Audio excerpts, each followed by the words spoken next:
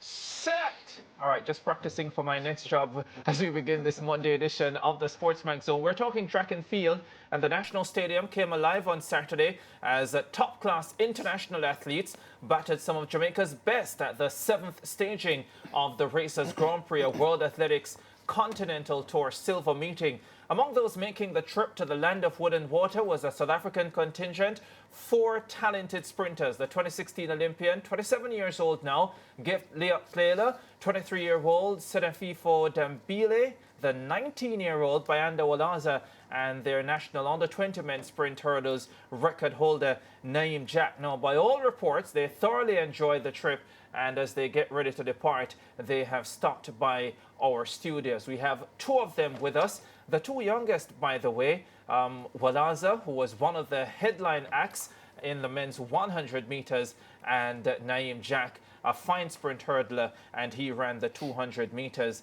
on Saturday. But we're not going to start by talking about track and field because they just revealed something to us that is shocking. Shocking. Yeah. Really, really shocking. And it was Naeem, so I'll start with him. What did you have for lunch today? I had KFC. How was it? Not better than South Africa's. He said not better than South Africa's. Are you sure? 100% sure. What's the difference? There's something about South Africa's food. Like you guys have the traditional things. I think KFC is a traditional thing in South Africa as well, and just nothing beats it. Wow. Bayanda? Surely me, I'll say, okay, I'm not a huge fan of KFC, but there's a difference between a South African one and here, So I believe that for me, they both taste good. They both taste good, they both taste good. I'll prefer the Jamaican one because of oil-wise, and the South African one is much more tastier and much more spicier than. And unhealthier, maybe. True, you can say that it's much more unhealthier than this one. So you prefer the Jamaican Yeah, KFC? I prefer. Health-wise, apparently, not in regards to taste. He said South African KFC, much more spicy. What did you get, spicy or barbecue? Me, I got spicy. You got spicy. You got spicy as well, Yeah, I Naeem? had both. You had Yeah. both. Yeah. Oh, you didn't like it so much, you had 2. Got it. He had to get another flavor just to test it out. Second opinion? Absolutely sure. Yeah. What's it like being in Jamaica? You came in last week for the Racers Grand Prix. Naeem, let me start with you. What's the experience been like?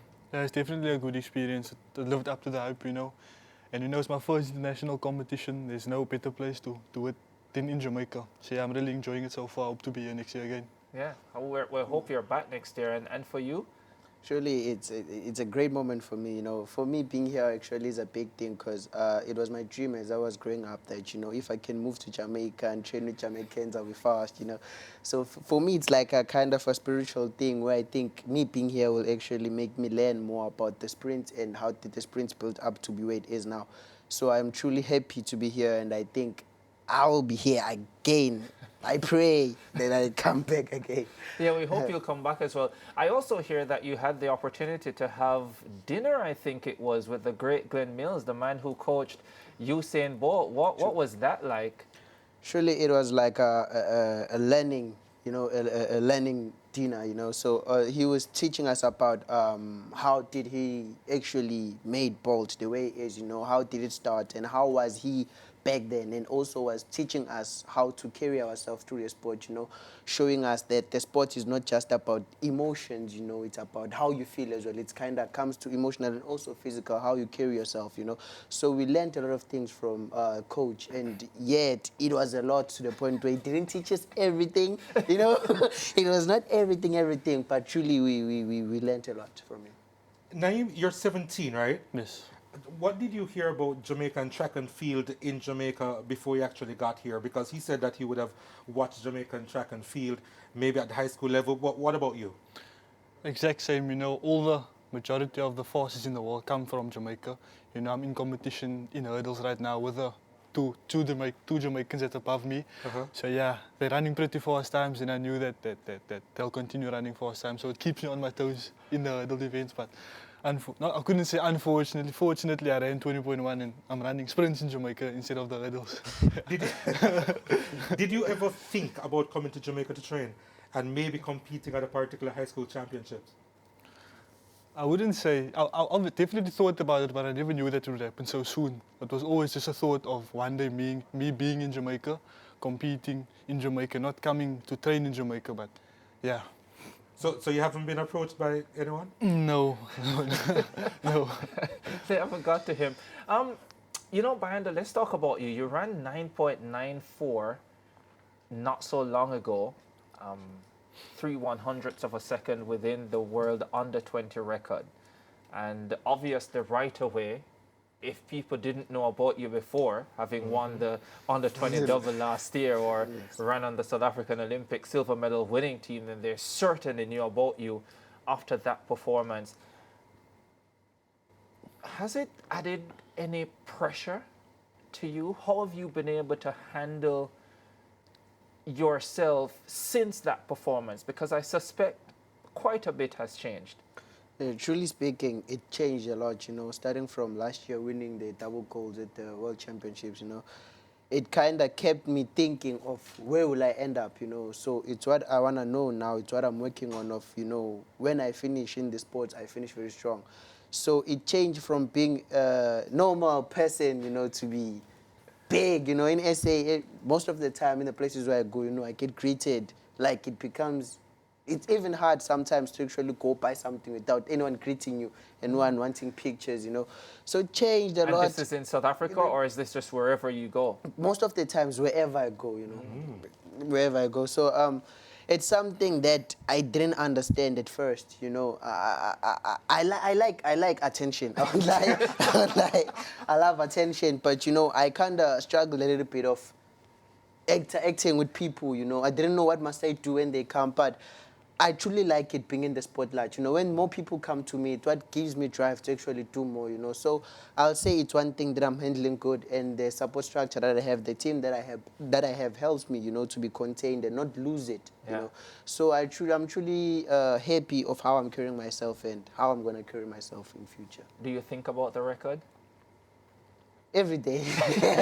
Every day, it's something that I'm working on, achieving, because it's one thing we're talking about, me and my coach and my team, my agent and all of that. We're working on breaking the world record, But I believe it's a matter of time. I still have a lot of time to actually do it, But I also believe that if I keep it in my mind, which one of the records are you talking about? Are you talking about the world senior record, or are you talking about the under 20 record? For now, I'm focusing on my age. Okay. For now, I'll go with my age. I don't want to rush into things, So I'm taking my age at this point, Okay. So I'm talking about the under 21, Yeah. One of the things that struck me about you, and I'm sure you probably hear this every single time, is your form. Yes. How did you learn to run like that? And have you ever had a coach or coaches who have tried to correct the way you run? Okay. Surely speaking, I'll say it's one thing that I'm trying to get to live with it, It's something that I'm not in a hurry to change it, because it also brings a name for myself. Because people, when they see me, they're like, nah, it's that boy who runs, People see me, It gives that attention, And also, I'll say me and my coach, we're trying to see, we're working on changing it, It's not like it's something that we ignore. No, we don't ignore it. At training, as I train, I won't lie to you, I also try by all means, to make sure that my form is proper. And I'll even ask my teammates, did you see today I didn't do this, because of I also think, it's a good thing to do, to know how to run, Yeah.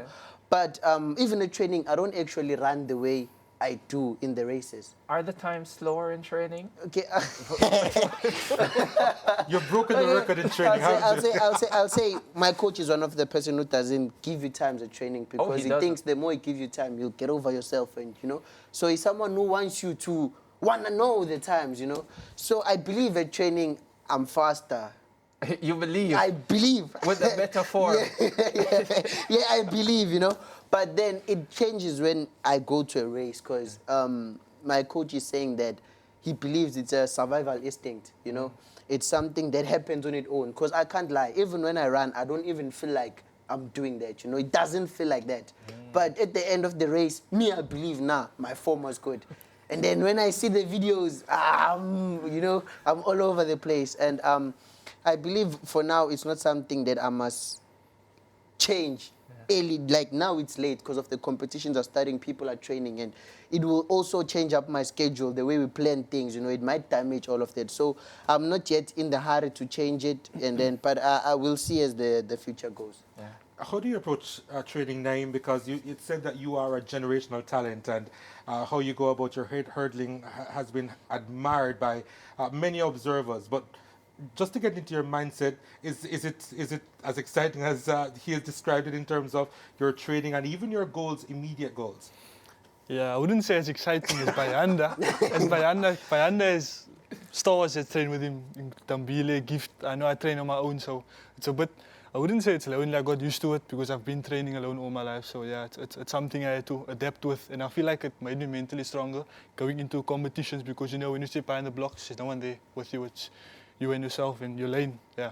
Do you expect to change that in the near future, though? Hopefully, because I know, like they say, iron sharpens iron. So obviously, if I could train with someone faster than me, I would definitely want to. Yeah. That's fascinating because I'm wondering how you're able to challenge yourself, because if you're training alone, it's always you against the clock. Is that enough? It worked for me so far, so it got me a 20.1. So yeah, I think it is enough so far. Hopefully in the future I'll get to train with. Yeah. Naeem, I'm interested. You're 17 years old.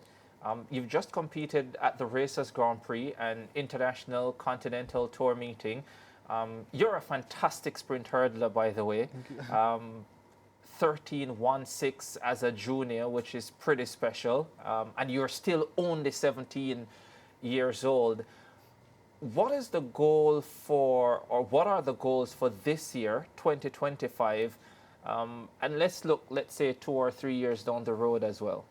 I'm not going to lie, the goal has changed since the beginning of the year. Yeah. You know, I started off with the 110 meter hurdles. So the goal for the year was just to get the SA record and the African record and the African title. And me going into senior championships was obviously just to do the sprint event, but just go out there and have fun. And I went out and have fun, but I got the bonus with the 20.1 as well, qualifying for World Champs. So yeah, it was definitely a special moment. I never knew I had it in me. I knew I did, but not so soon. Yeah. So yeah, hopefully next 3 years, I can't say that I'll be doing hurdles. I can't say I'll be doing sprints. I was going to ask. So you we'll just leave it there and see what happens. You know, this is what happens to so many of the hurdlers with a little bit of speed. They run 20.1 and you know? all of a sudden, I'm no longer a hurdler, I'm a sprinter now. I'm going to beat Bayanda and everybody else who is running the 100, 200. So you're looking at Tokyo in September, are you? Yes, I am. Yeah, that's amazing. Give me an idea of what your entire season is like, because it must be a little bit difficult when you are from that side of the world, because your summer earlier in the year, and then the European summer, which usually has all the global events, the World Championships and the Olympic Games, further down in the year. And then this year is even worse because you're going to a World Championships in Tokyo, which is going to be at the back end of September. How long is your season, and sort of detail, you know, how do you plan for a season so long where you're competing from South Africa this year, hopefully to Tokyo? For me, I think I don't see it as a bad thing, you know. I believe I usually say that actually God gave us a chance to actually be fit more than anyone, you know, to be fit so that when others start to be fit, you're already ahead of them. But the problem with most South Africans is that once they get that fitness, they can't hold it for long, you know, because of the structure. They don't have a proper structure that we have, you know. My team is actually, we have each and everything. We have a coach, conditioner, you know. We plan before we do things, you know. So it's not something that we just, when we go and run, we're like, nah, we're running to win, we're running for money. Nah, we actually do a proper planning for the whole year, that how is the year going, you know. the times, you know, if you run this time, there's races that you must run, there's races that you must not run, you know. For these times, you need to be here and try to maintain this and this. So I'll say, I feel like I'm glorified with the team that I have, you know, because of, we have a proper planning for the whole year. I know the races, I know what times to rest, what times to train, you know, so I'm truly comfortable, and I'll say I'm arrogant about what's going to happen in Tokyo. But by the way, so do you take a break at any point of the year in the training process? Okay, surely I'll say, as we believe that if you don't train, you'll become slow.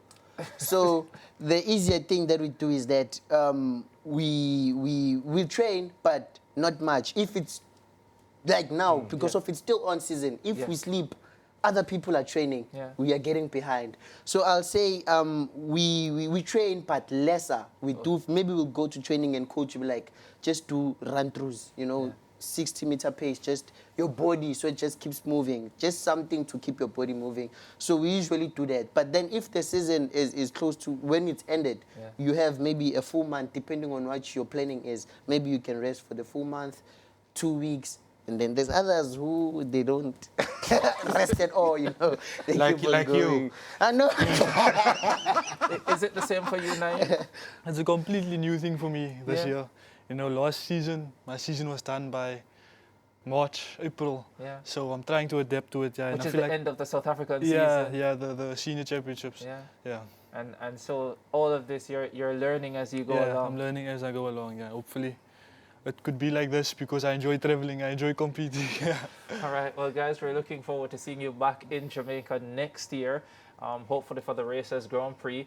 And maybe sometime in the summer you'll come and take an extended visit, like a 3-week training stint in Jamaica. Who knows, you know? I'm selling a little tourism here, guys. Bayanda, Naeem, thank you guys so much for joining us, and all the best with the travels back home. Safe trip. Thank you. Great speaking to you guys. Thank you very much. All right, we have to go to a break, but we're still talking the Racers Grand Prix after the break. Leighton Lever will join us, and we'll be breaking down some of the outstanding performances that we saw on Saturday. We'll be back.